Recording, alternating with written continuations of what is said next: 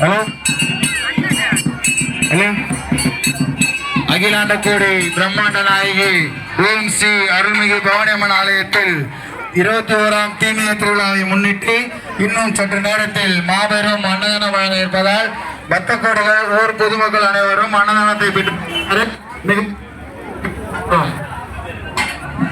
அகிலாண்டகோடி பிரம்மாண்ட நாயகி ஓம் ஸ்ரீ